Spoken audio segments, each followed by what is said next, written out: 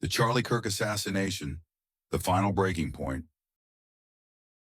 On September 10th, 2025, the American political world was shaken by the assassination of Charlie Kirk, a prominent conservative activist and founder of Turning Point USA, an organization dedicated to promoting conservative values among young people.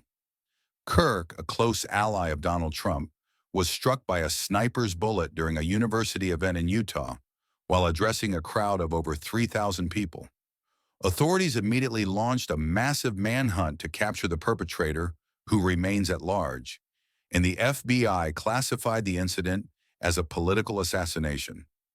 Donald Trump announced Kirk's death, calling it an act of violence that fuels fears of a wave of political attacks across the country. Charlie Kirk, 31, was a polarizing figure in the American conservative landscape. Known for his anti-abortion stance, pro-gun advocacy, and criticism of progressive policies, he built a media empire through podcasts, events, and social media, reaching millions of followers.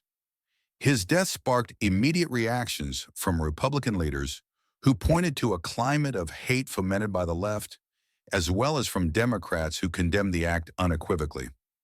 This event is not isolated. It fits into a series of political violence incidents that have plagued the United States in recent years, including attacks, shootings, and threats against public figures. The roots of political violence: polarization on both sides. While some conservative commentators accuse progressive rhetoric of inciting violence, for example, through speeches demonizing conservatives as fascists or threats to democracy, research shows that political polarization is a bilateral phenomenon, with inflammatory rhetoric on both sides.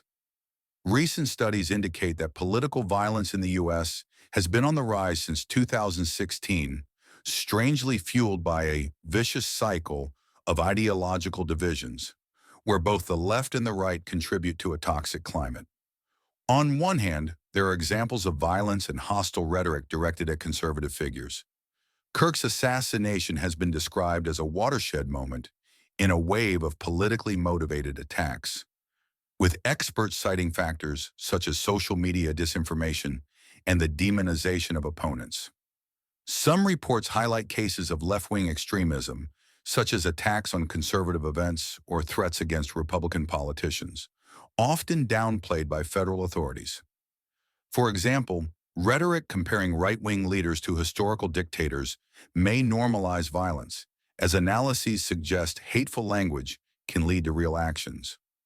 Over half of left-leaning respondents said killing Donald Trump would be at least somewhat justified, according to NCRI's national survey. The study found that 55% of self-identified left-of-center participants justified Trump's assassination to some degree, while 48% did the same for Elon Musk. Researchers say the findings reflect a growing tolerance for political violence among ideological extremists, Network Contagion Research Institute.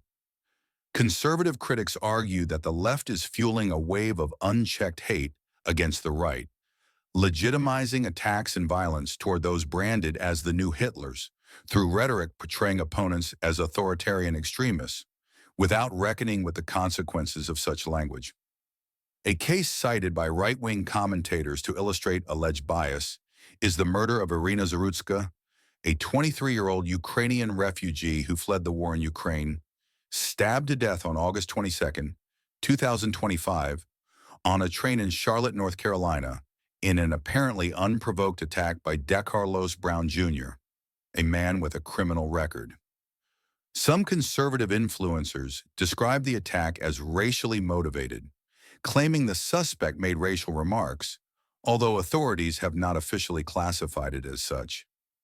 According to these voices, the murder was buried by left-wing mainstream media because it did not align with their narrative, receiving limited coverage compared to other cases, fueling accusations of media bias. By contrast, the murder of George Floyd in 2020 was widely used to elevate Floyd as a symbol of racial injustice and a martyr for the Black Lives Matter movement. Despite his criminal past, sparking protests and a spiral of hate and violence on the streets and social media, often directed against the right and law enforcement. Figures like Elon Musk have highlighted this alleged double standard, comparing Zarutska's limited coverage with the massive attention on Floyd, suggesting it reflects an ideological agenda that amplifies certain narratives while minimizing others. Similar accusations of hatred toward the right also emerge in European contexts.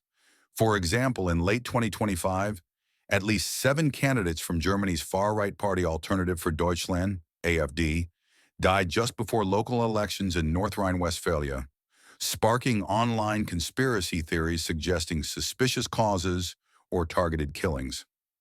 In Romania, ultra-nationalist candidate Călin Georgescu was excluded from the 2025 presidential election by the Central Electoral Commission, following intelligence reports of alleged Russian interference in his previous campaign, annulled in 2024. Georgescu, a NATO and Ukraine critic, later announced his retirement from politics, with critics claiming he was taken out because he was inconvenient for pro-Western elites. In France, Marine Le Pen, leader of the Rassemblement National, was convicted in March 2025 for misappropriation of EU funds, with a penalty including a 5-year ban from running for office. Le Pen appealed the ruling, calling it politicized and unprecedented, with the appeal set for January 2026. Why does it seem without consequences? The role of media and institutions. The perception that hatred toward the right is without consequences stems from mainstream media minimizing left-wing violence while amplifying right-wing violence.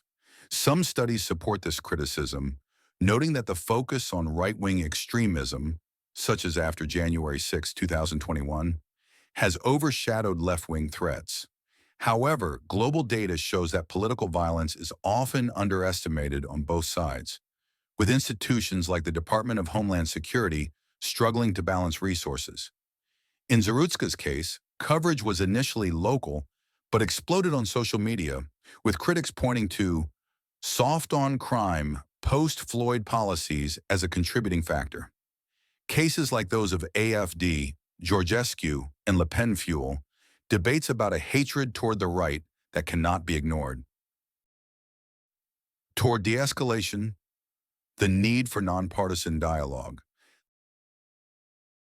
The assassination of Charlie Kirk is not just an attack on an individual, but a wake-up call for American democracy. Instead of assigning unilateral blame, it is crucial to recognize that political violence is a shared problem, driven by polarization that has reached historic levels since the 1970s.